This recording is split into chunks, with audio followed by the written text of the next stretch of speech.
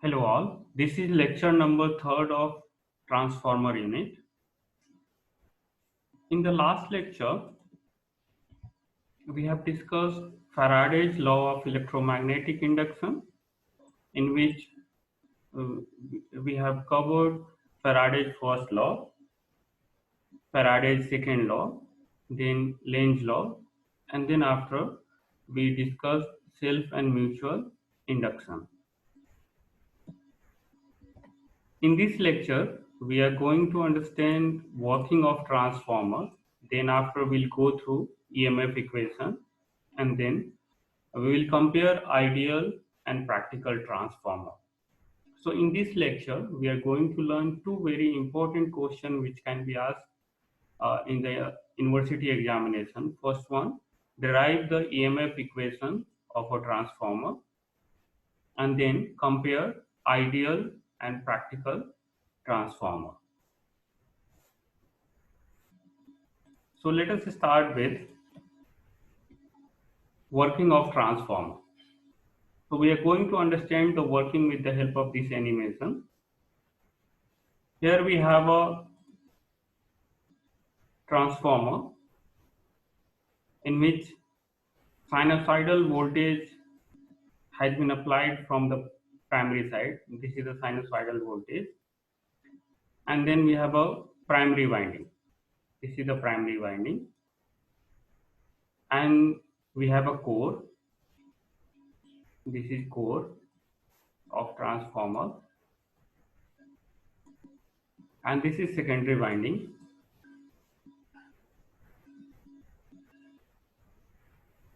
And obviously current is flowing in the secondary winding. It means there must be a load connected between the secondary coil terminal. So this is a load which is connected between secondary coil of the transformer. So if you see at present, this time animation is in a stable condition, and so we can easily see the voltage magnitude at the primary side at this level. And so since this is a positive voltage this time, so current is flowing in the primary winding from this direction, and it is passing through the coil, and then after it is returning from this side. If it is happening like this,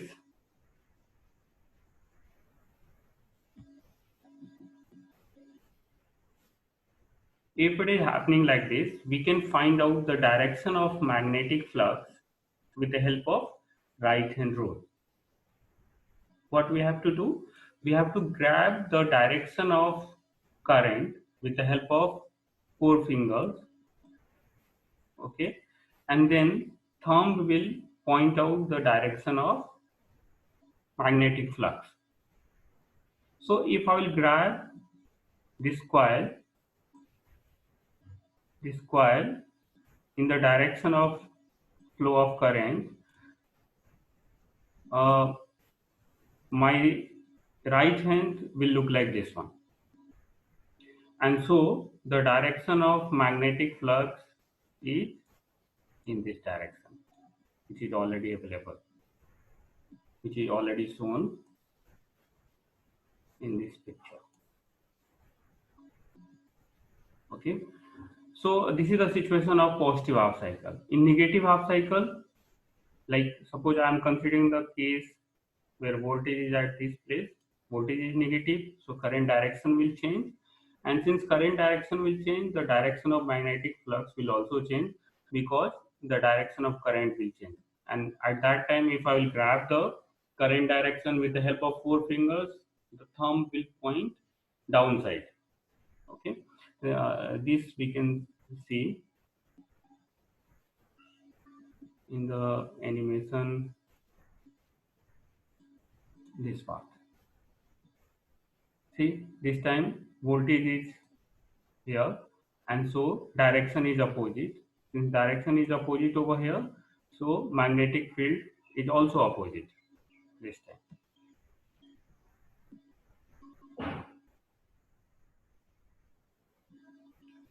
this magnetic flux direction will be in this way.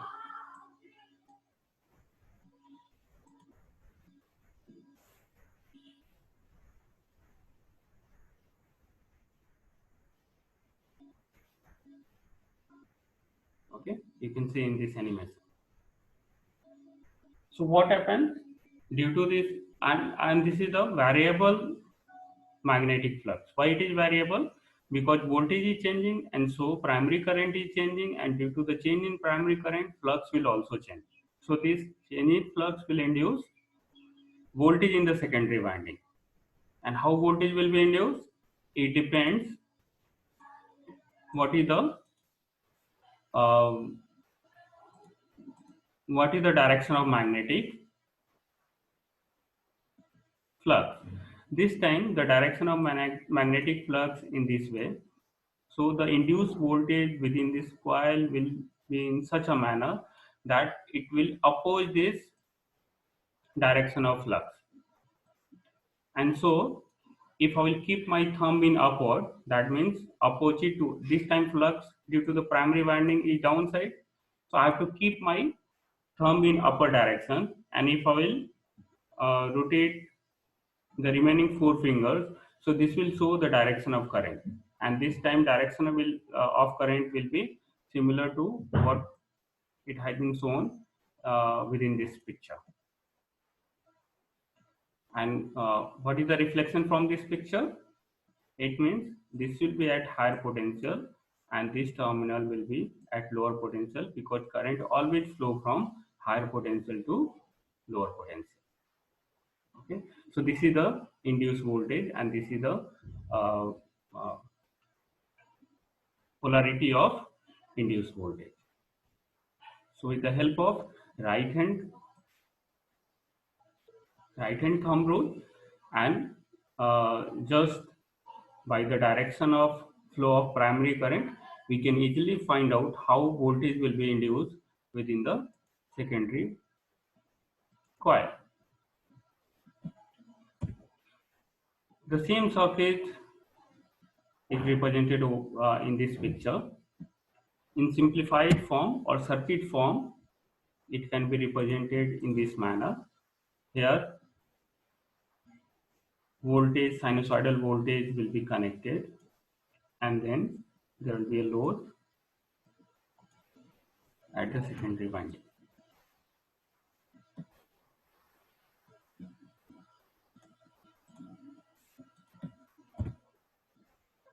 Now we will derive the equation, EMF equation for transformer. Let us consider a transformer where we are applying V1 primary voltage in the primary side, and due to this applied V1 voltage from the primary side, I1 current is flowing in the primary winding, and so voltage will be induced in the secondary coil, and there is a load connected in between two terminals of secondary coil, and here induced voltage is E2 and the current which is flowing in this secondary side circuit is I2. Okay, since this primary voltage is sinusoidal and so current will be sinusoidal, and that's why flux will be sinusoidal. Now let us consider the flux phi equal to phi m sin omega t. We know that omega equal to what? It is equal to 2 pi f. So at the place of omega, we can write 2 pi f also. This f is linear frequency, whereas omega is angular frequency.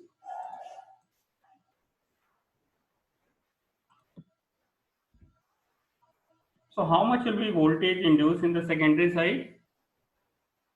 Again, this can be given with the help of Faraday's second law and with the help of Lenz law. Okay, so this induced EMF E will be equal to minus N d phi upon dt. Okay, so what is the value of phi this time? Phi m sine omega t. So replace this phi equal to phi m sine omega t. Since this phi m is constant, so it will be equal to n phi m. Phi m is what? Amplitude of magnetic flux. D sine omega t upon dt. Since we are differentiating this sine omega t with respect to t only, and that's why the differentiation will be equal to minus n omega. This omega will come due to this sine omega term, phi m cos omega t. Okay. Now, if I will write this cos omega t in terms of sine, then I can write this cos omega t equal to sine pi by 2 minus omega t. If I want to write omega t at the first place, so this will be equal to minus omega t minus pi by 2. Okay, and that's why this minus sign will become plus. So induced voltage in the secondary side will be plus n omega phi m sine omega t minus pi by 2. So what is the amplitude of this induced EMF? This amplitude EM will be equal to this value. Okay, so it is equal to n omega and then phi m. Okay, so since now we are able to find out how much will be the amplitude of induced EMF, we can easily find out RMS value. We know that for sinusoidal waveform, RMS value is given by amplitude upon root 2. Okay, here amplitude equal to omega n phi m. So we have to divide it by root 2 to get RMS value, and this omega equal to 2 pi f n phi m upon root 2, and if you solve this, we are going to get this mathematical value 4.44 f n phi m.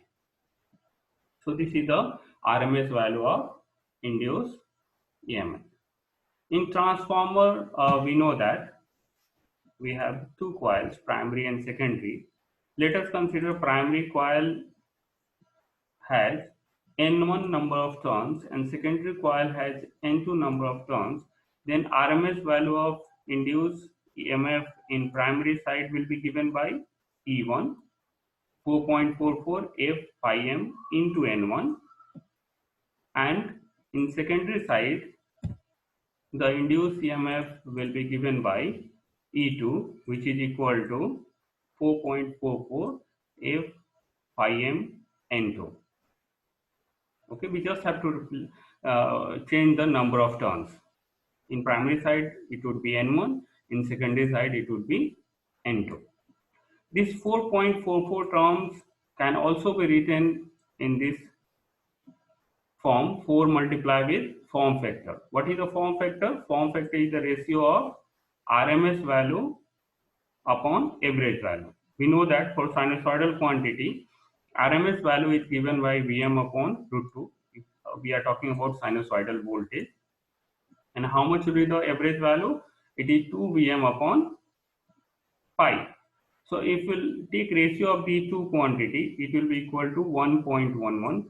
So this 4.44 can be written as 4 multiplied with 1.11, that is equal to 4.44. So whenever we do design a transformer, that time this mathematical equation, which is known as EMF equation of a transformer, is helpful to find out number of required turns within the transformer. Now we'll compare ideal and practical transformer. Ideal transformer, there are no losses due to resistance, hysteresis, AD current. All are the components which produce losses. We'll talk about these losses in coming lecture. In practical transformer, there are losses. Permeability of the core in case of ideal transformer is infinite. Permeability, we know that it shows the how easy magnetic flux will move within the given material. So permeability of ideal transformer will be infinite, whereas if it is practical transformer, it will be finite. Resistance of winding, that means the copper wire which has been used to do the winding of transformer, whether it is primary coil or secondary coil, the resistance will be zero in case of ideal transformer. In case of practical transformer, it will be non-zero. There is no leakage flux in case of ideal transformer. That means all the magnetic flux produced by primary coil will link to the secondary coil through the core. Whereas in case of practical transformer, there are leakage flux. The whole flux which are generated by primary coil will not go through core of the transformer, and that's why 100% linking will not happen. The efficiency of, since there are no losses, so efficiency of ideal transformer will be 100%. Practical transformer, it will always be less than 100%. Obviously, ideal transformer is just for theoretical understanding. There is no physical existence. Practical transformer does exist.